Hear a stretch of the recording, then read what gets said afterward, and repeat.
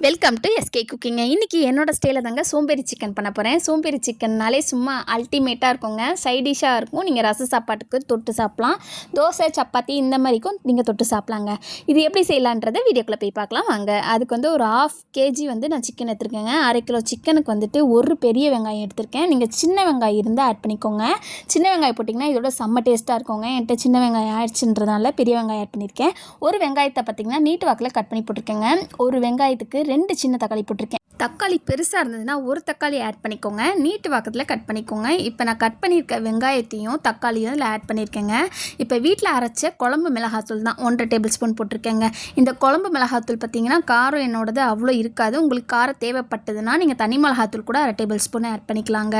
இப்போ 1 டேபிள் ஸ்பூனுக்கு மல்லித்தூளும் ஒரு டேபிள் ஸ்பூன் கரம் மசாலா கடையில் வாங்கினது தாங்க 1 டேபிள் ஸ்பூன் ஆட் பண்ணியிருக்கேன். ஒரு 1/4 டேபிள் ஸ்பூன் பார்த்திங்கன்னா சீரகத்தூளும் சோம்புத்தூளும் மிளகுத்தூளும் இது 3 சேர்ந்து பொடி பண்ணி வச்சுருக்கேங்க. அதாவது கல்லில் இடித்து வச்சுருக்கேன். அதை வந்து இதில் சேர்த்துருக்கேங்க. இதோட ஃப்ளேவர் சூப்பராக இருக்கும். இந்த மாதிரி நீங்கள் நுணுக்கி போட்டு இந்த மாதிரியும் சிக்கன் நீங்கள் செஞ்சு பாருங்கள். இப்போ இஞ்சி பூண்டு பேஸ்ட் வந்து 1 டேபிள் ஸ்பூன் போட்டிருக்கேன். புளிப்பு இல்லாத தயிர், அதை புளிச்சிருந்ததுன்னா தயிரில் கொஞ்சம் எடுத்துக்கிட்டு தண்ணி மோர் ஆட்டம் கலந்து கூட நீங்கள் ஊற்றிக்கலாம். புளிப்பு இல்லாத தயிர் இதில் போட்டுக்கோங்க.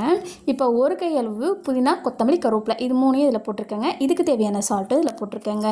இப்போ பார்த்திங்கன்னா கையை வச்சு நல்லா எல்லாத்தையும் பிசைஞ்சு விட்டுக்கோங்க.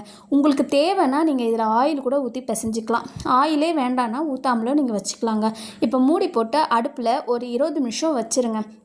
20 நிமிஷம் எடுத்து பார்த்திங்களா நம்மளோட சோம்பேறி சிக்கன் சூப்பராக ரெடியாக இருக்குங்க. இப்போ பாருங்கள் நல்லா வெந்திருக்கு. தக்காளி வெங்காயம் இந்த மாதிரி நல்லா சிக்கனோட மசாலாவோடு சேர்ந்து ஒட்டி வந்திருக்கு. நீங்கள் இந்த மாதிரி செஞ்சு தோசை இட்லி சப்பாத்தி இல்லை வேறு ஏதாவது ரச சாப்பாடு வச்சு கூட தொட்டு சாப்பிட்டிங்கன்னா சும்மா அல்டிமேட்டாக இருக்குங்க. இந்த மாதிரி ஒரு தடவை செஞ்சு பாருங்கள். சோம்பேறி சிக்கன் சூப்பராக இருக்கும். ஏற்கனவே நான் அந்த வீடியோ போட்டிருப்பேன். நான் அதில் தக்காளி இல்லாமல் போட்டிருப்பேன். தக்காளி இல்லாமல் செஞ்சுருப்பேன். அது இல்லாமல் மசாலாஸ் எல்லாமே கடையில் கொஞ்சம் வாங்கினதாக இருக்கும். இது வந்து வீட்டில் இருக்க பொருள் வச்சு சோம்பேறி சிக்கன் பண்ணுங்க. இந்த மாதிரி நீங்கள் வீட்டில் செய்வீங்களான்றதை கமெண்ட் பண்ணுங்கள். இந்த வீடியோ பிடிச்சினா லைக் பண்ணுங்கள், ஷேர் பண்ணுங்கள், கமெண்ட் பண்ணுங்கள், சப்ஸ்கிரைப்